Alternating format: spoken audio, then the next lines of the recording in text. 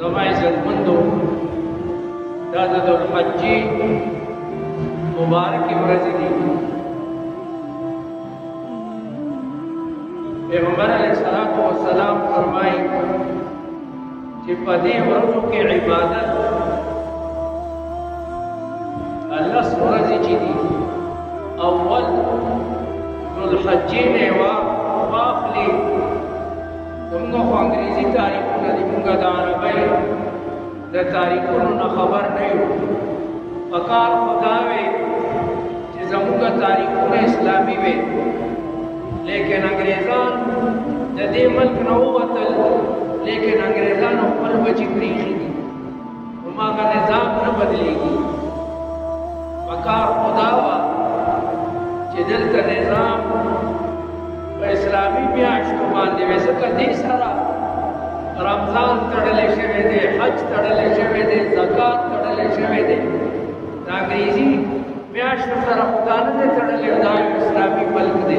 بهر کې پیغمبر علیه الصلاۃ والسلام فرمایي په دې ورځو کې نیک عمل کول، عمل نیک سوي ټولو ته پته ده، لیوني ته هم پته وي چې دا کار ښه دی او دا کار بد دی، دا ما دپاره فایدهمند دی، دا ما دپاره نقصاني دی. تر دې چې حیوان ته هم پته وي.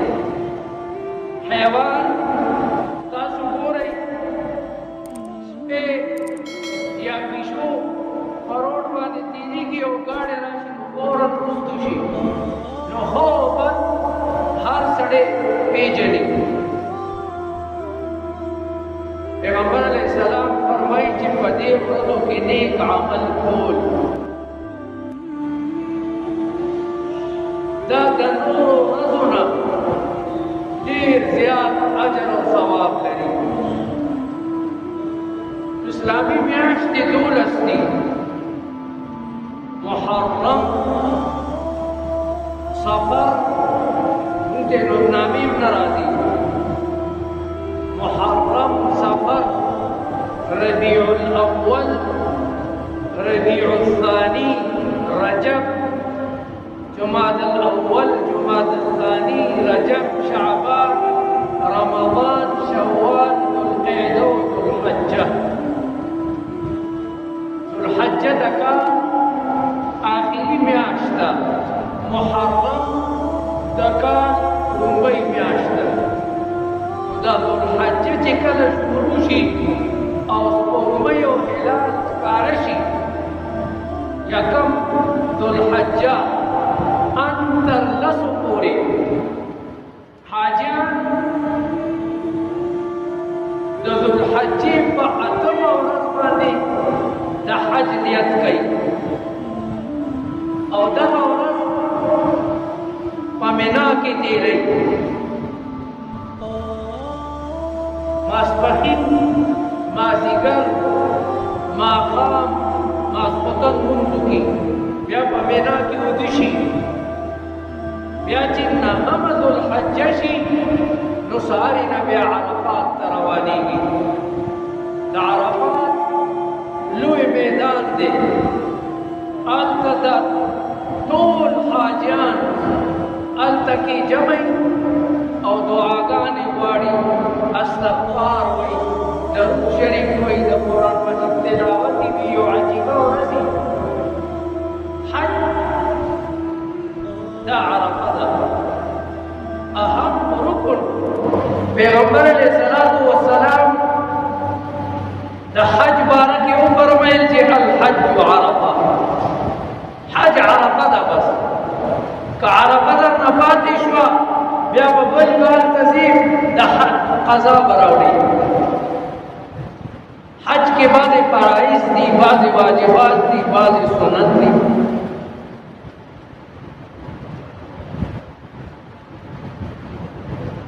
په تېره شوې جمعه موږ د صفا مروه بحث کولو چې د الله تعالی اخلاص ډېر خوښ دی. دغه وجه قرآن مجید کې ځای په ځای راځي مخلصین له الدین، مخلصا له دینی، مخلصا له الدین. اللہ تعالیٰ دا پیغمبران مبارک دا لفظ استعمال کردے کان من المخلصین یا کان من المخلصین.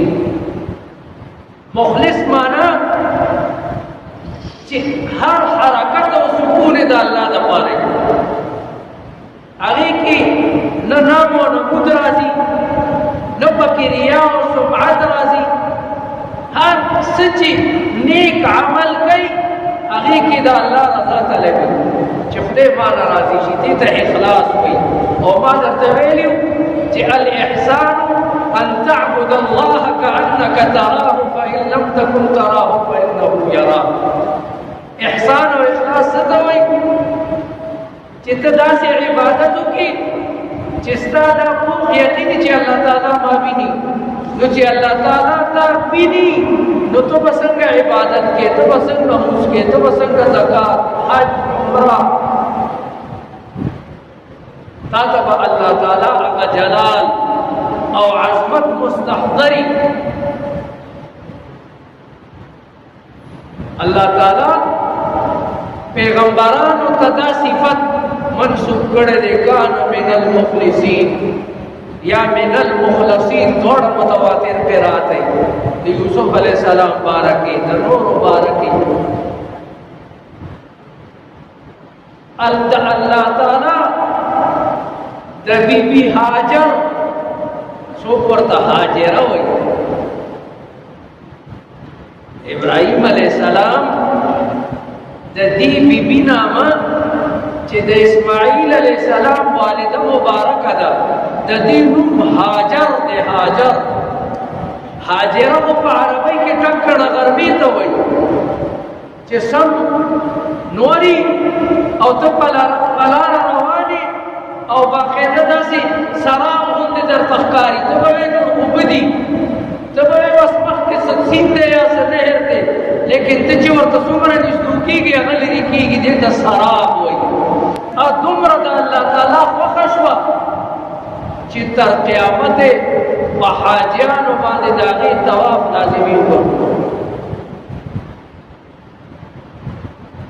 دا اس چی منکو مرضو کی دا دا ذو الحجی ورزی دی تقریباً نن سویم ذو الحج دا غزے مطابق دا دیزے خطو تاریخونا غلط دی. آئیو اہم مسلم دا بیائے ردیشی عرفہ کنا دا زیارت پرست دا روجہ با زیارت پرست دی. سیدانہ چی جمعی پرست دی سیدتا حاجیات دا عرفات کو میدان کی ولاڑی او دلتا دا ختم روجہ خراب شی رضی خود وکیلے نشی کنا زٹک تا رمضان کے خرویت تے سومو لرویتی وافطرو لرویتی لیکن دیکھ خرویت نشتا نو پکار دا کزنانا یا نارینا دا عرفات دورت روجہ دیسی نو دا آغی تاریخ مطابق روجہ بدیسی.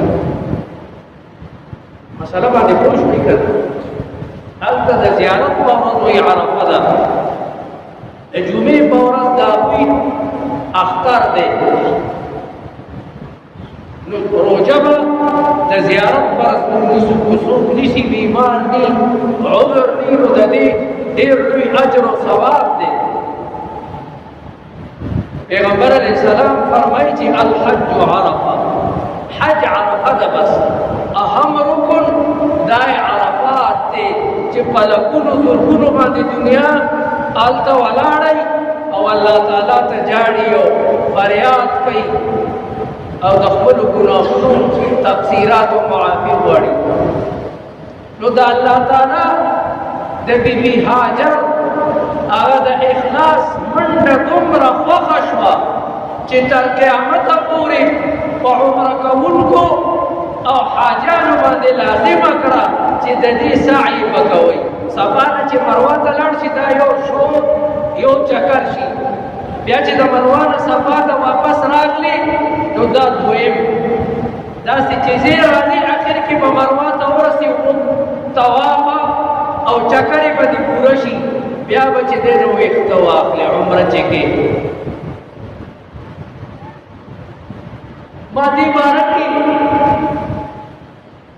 ډېر کتابونه لوستي دي، مطالعه کړي دي، لیکن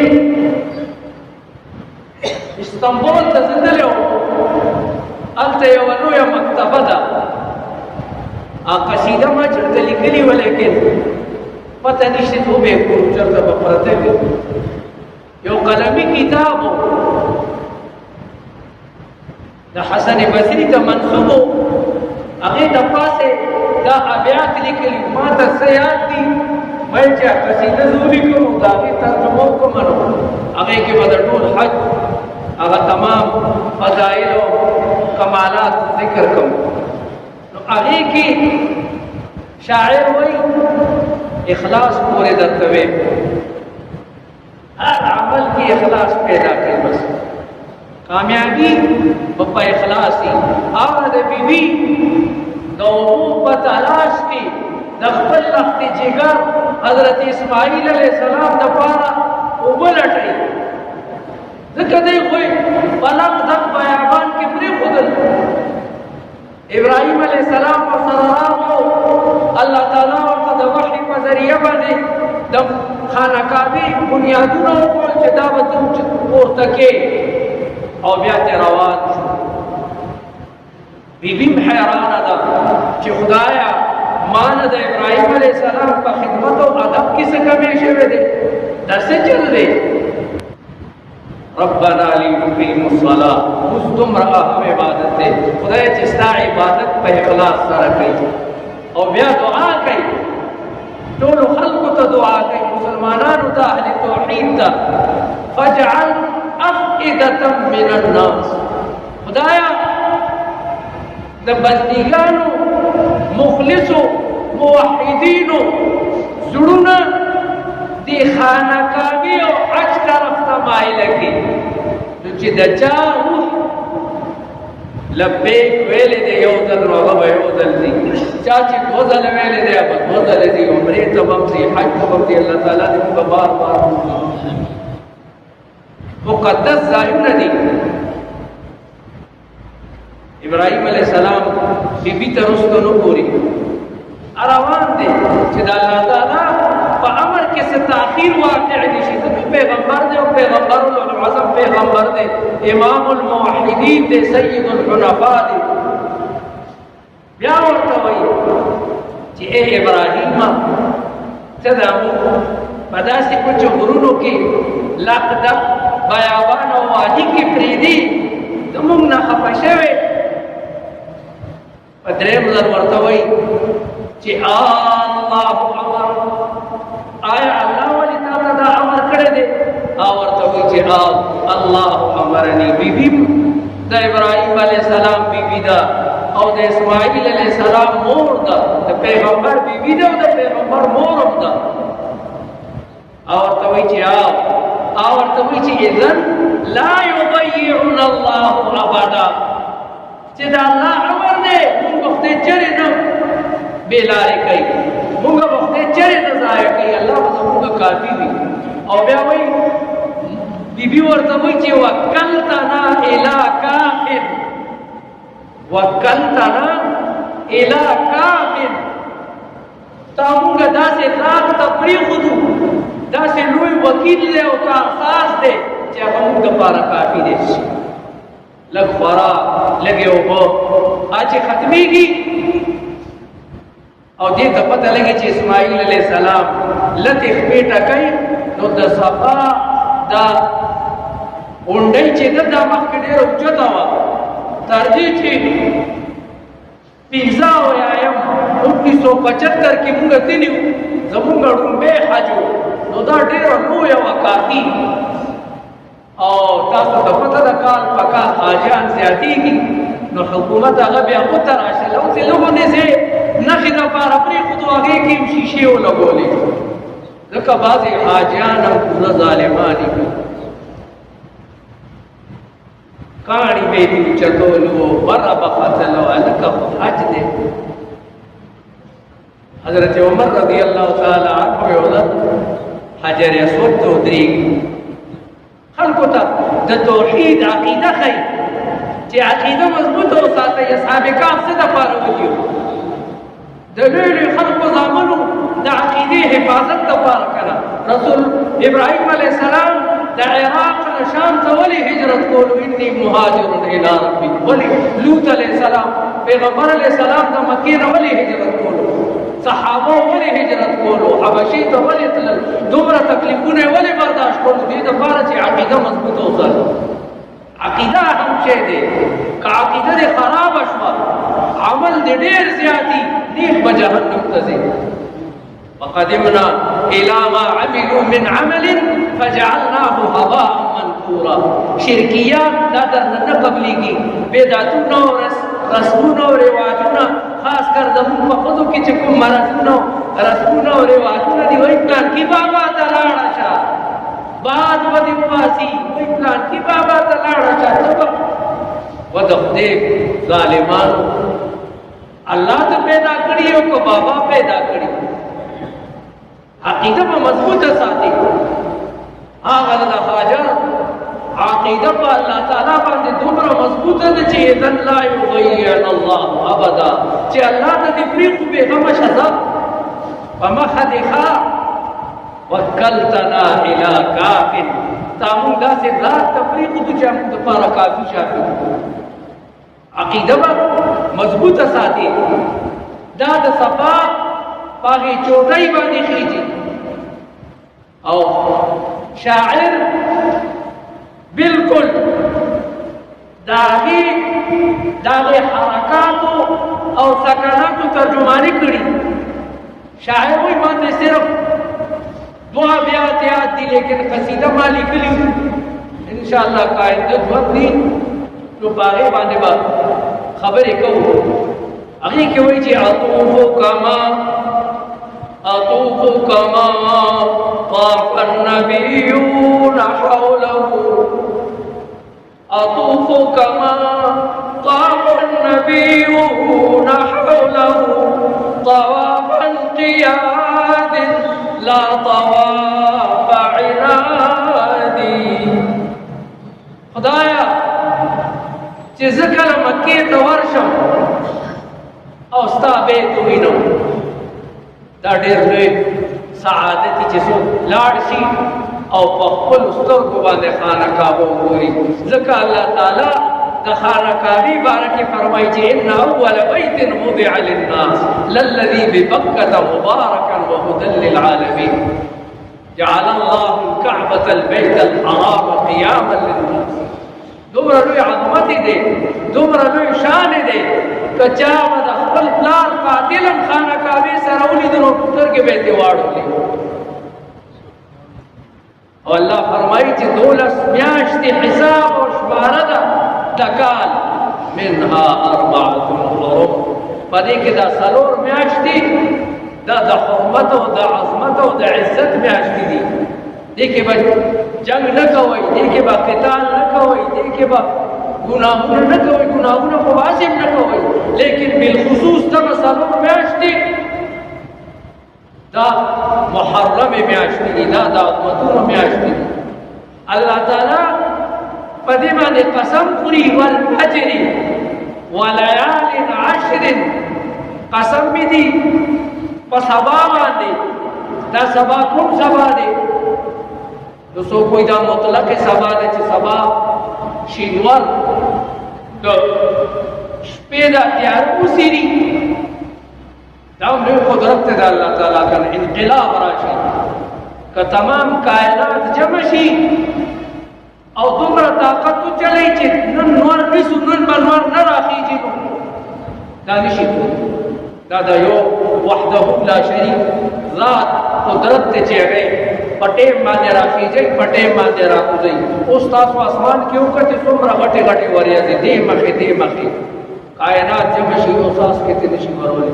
الله چې امر وکړي دومره باران وشي چې دا ټولي خلک ورته وباسه، تلې ورکړه چې شا به یې تلی بنیاد به وباسي.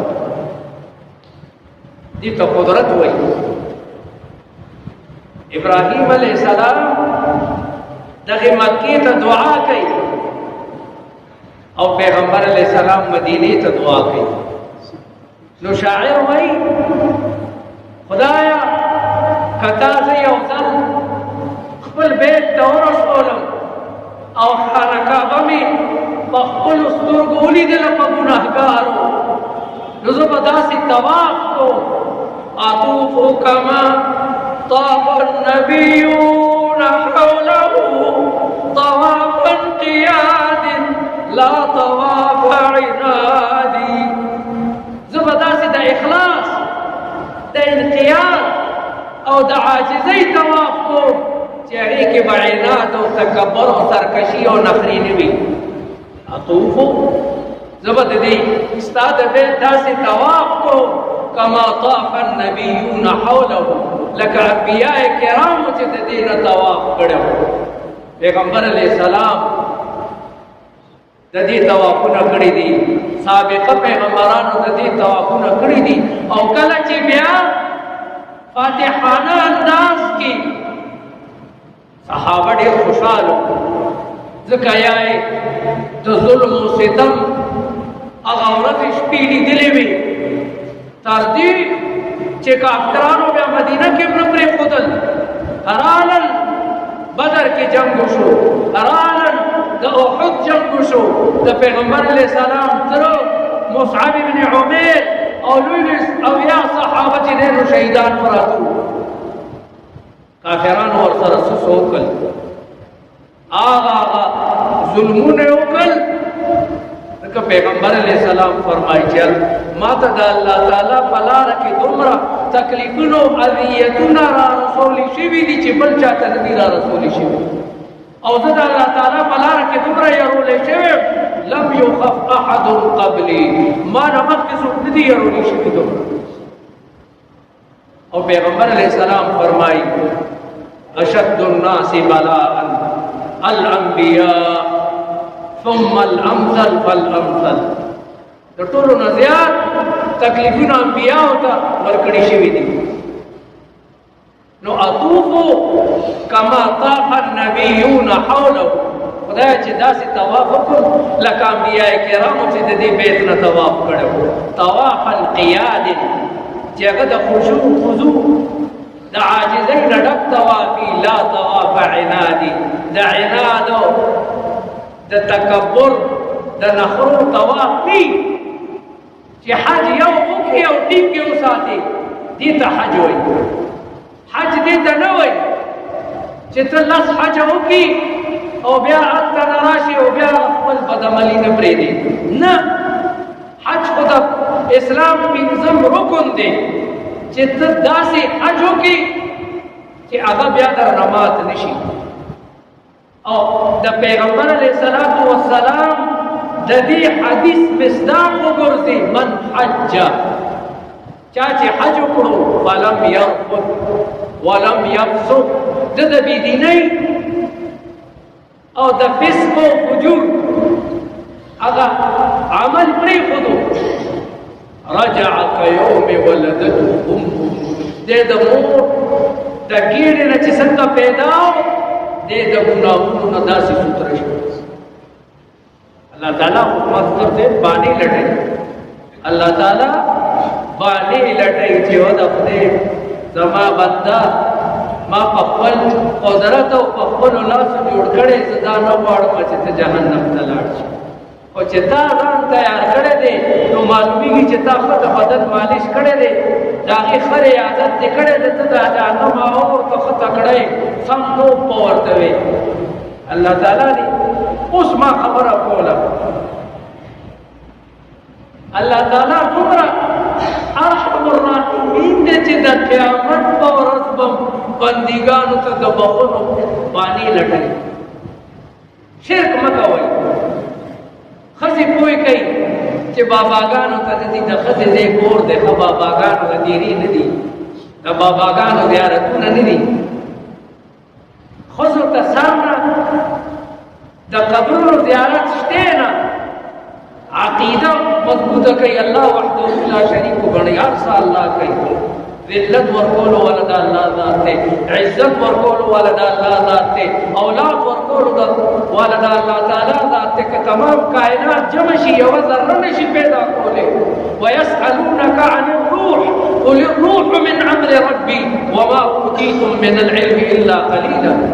اولا یو ذره نشي پیدا کوله دا په دروازه کې چې چاو دی یا نړۍ مو دي چری دي کې دا ذرات نو بي تاسو ګورئ دا یو ذرات په نوسي باندې نشي دیولې دا نشي پیدا کوله. اولاد بس پیدا کیو وای دا په بابا ما ته داسې چلو خدای استدراجي الله څور کوي يهب لمن يشاء اناثا ويهب لمن يشاء الذكور او يزوجهم ذكرانا واناثا ويجعل من يشاء عقيما. الله چوبړ شو دغه سکی کائنات جمع شي بچي ورته نشي. نو د بیبي هغه منډه د اخلاص دومره د الله تعالی خوښه شوه چې تر قیامته پورې په ظاهرینو باندې دا لازم او واجب کړه. او بیا وایي واستلم الركن اليماني تابعا واستلم الركن اليماني تابعا للنبي المهتدي وطاعة هادي.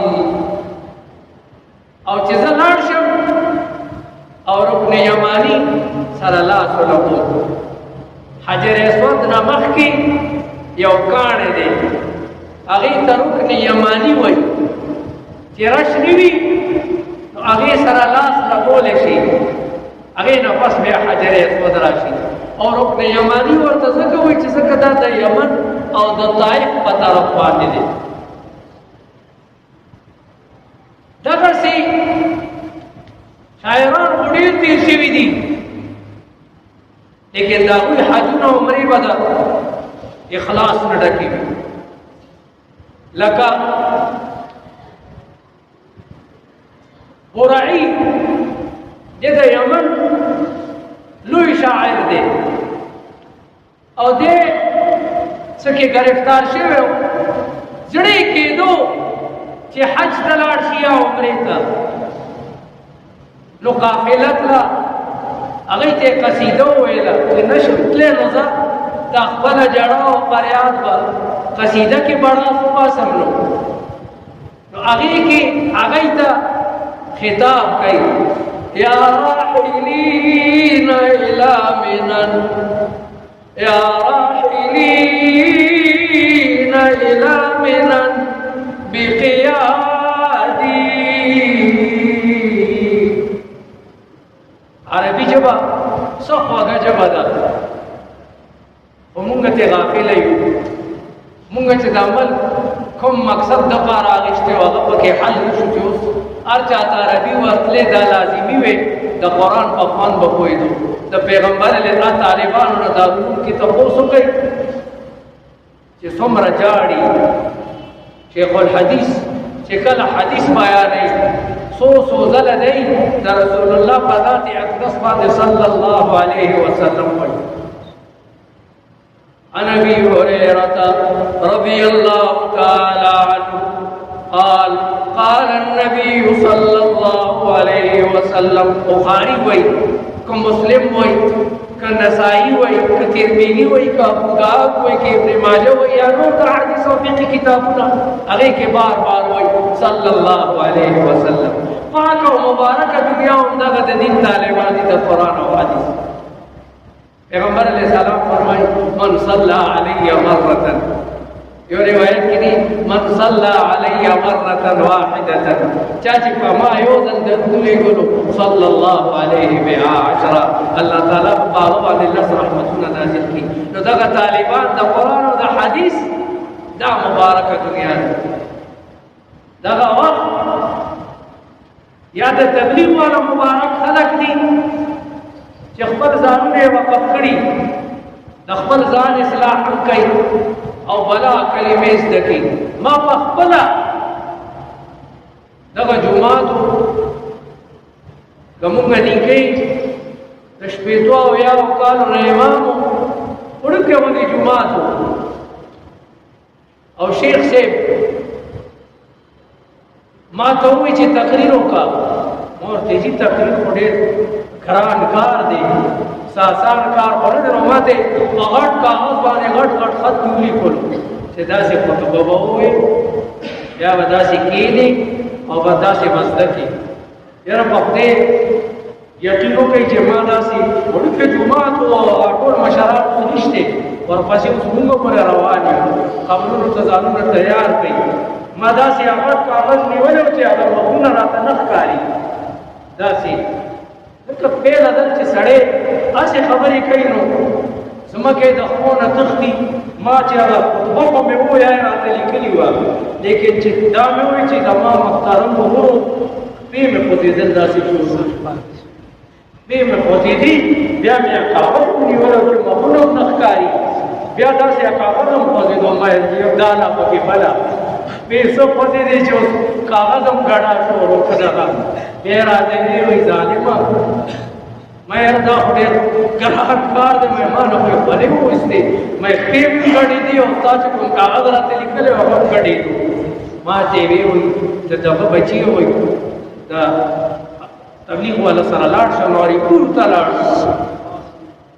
هلته مو دېرش یا څلېرش ورځې تېرې کې ما سره یو بل و سردار حسین زمونږ ملګری دی ژوندی دی نو مونږ چې لاړو مونږ خو د تبلیغ د سپر نه خبر نو کتابونه مو ویلي وو دغه هلته خلکو به د جومات نه وویستو او ما سره هم ښه زبردست چاقو او سردار حسین سره مزیدار کمانېدار چاقو وړوکوالي کې مونږ ګڼو ته به ساتلو ګني به مو سپینولو نو امیر صاحب ته مو وویل یاره اجازت وکړه دلته زبردست لوکاټ دي او یو دوه کوتکې ماتو دا ټولو باندې غذا کوو امیر صاحب به ویې مړه وایي غلطي ممکې ده که نه مور دې ممکې څه غلطي ده مونږ د خدای په لاره کې راوتي وو چې سرونه یې مات کړي او دا ټول به رانه تښتي ویې نه نه که نه کېدی د یاسین ختم وکړو مې د یاسین دغه بچي دغه مې مونږ به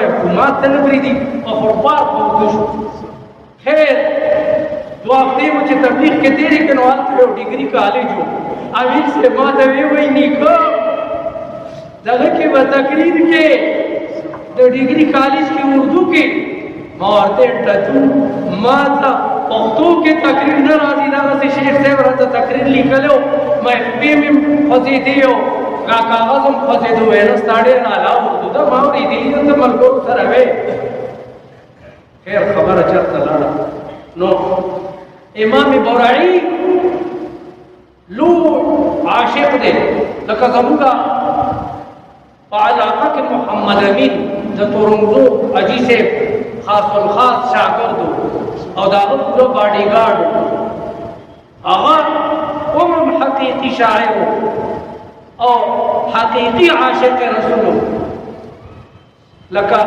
هغه وایي چې مخکې به غلام سرور ناتونه وي اوس دا غم چې دی نو ټوله خرابه شوه بس تسا یې نه ده نو هغه به اکثر ده یا زمونږ ماما ظاهرشاه استاد به دا نعت وي زړګي سترګې لګوه د قدم لاره نه ده زړګي سترګې لګوه د قدم لاره نه ده حضرت بیخي قدمونه دومره خواره نه ده نو امام بورعي د مکې نه را روان دی امام بورعي خو پرېږده یو بل شاعر دی عام جیل کې د یمن کې او په چغو چغو جاړي قافله روانه ده مکې ته دی وایي خدایه څه صورت نشته دی نو جاړي او وایي تحن إلى أجبال مكة ناقتي ومن دونها أبواب صنعاء مصدى فدې باندې د عربی طالبان پوهیږي قرآن کې دو ځله د مصدى ذکر راغلی که نه دو ځله مصدى معنا مغلقه مطبقه د جهنم دروازې به بندي نو شاعران چې څومره تیر شوي دي د هغوی په بعضې شعرونو باندې مفسرین استدلال کوي نو د ساده پټکی کې دا شعر راړي چې تحن الى اجبال مکه ناقتي د مکه به ګورو ته ما او خم لګیا د جاړي چې کله د مکه غفور ګورم ومن دونها ابواب صنعاء مرصد خصوکم د صنعاء هغه جیل چې کوم دی هغې کې دیوالونو هر څه ماته چې دی نو د موقع ته بند کړي دي نو برعي قافلې والا ته وایي یا راحلین الی منن بقیادی هیجتم یوم الرحیل فؤادی اے مینا تتلونکو تاسو خو د ما سره بلکل ځان سره وشو کولو هیجتم تاسو خو د ما په زړه باندې هیجان راوستو یوم الرحیل کله چې تاسو روان شوئ فؤادي زما زړه مو ټوکړي ټوکړي کو نو ما دا عرض کولو چې اخلاص دا د ټولو نه لوی عبادت دی لکه په عبادتونو کې دعا دا لوی عبادت دی پیغمبر علیہ السلام فرمایي الدعاء مخ العبادة دعا دا د عبادت مغز او نچوړ دی یو روایت کې راځي الدعاء هي العبادة دعا عبادت دی نو مونږ ته پکار دي چې مونږ په خپلو تمام عبادات دي که معاملات هغې کې اخلاص پیدا اخلاص چې پیدا شو نه به څوک ټګي کوي نه به برګي کوي نه به ملاوټ کوي نه به بل څه دغه کوي که یو سړي ته پته ولګي چې زه څه کوم الله ما ویني دی بچرې غلط کار نه کوي ځکه د قیامت په ورځ به د سره د ذرې ذرې حساب کېږي الله تعالی دې د حاجیانو حج قبول او منظور وګرځي الله تعالی دې د تمام مسلمانانو قربانیانې په خپل بارګاه کې قبول او منظور وګرځي الله تعالی ته د تمام مسلمانانو د دارین او سعادتونو او خوشحالۍ نصیب کړي او الله تعالی دې بیا هغه ورځ راولي ډېرو حاجیانو داخلي هم کړي وي پیسې هم ورکړې وي لیکن الله تعالی کارونه دي چې د چا په وس کې دي والعفو عند کرام الناس مقبول نو دا چا چې نیتونه کړي او د حج ته لا نړل او د کرونا په مصیبت کې ختم نو د دې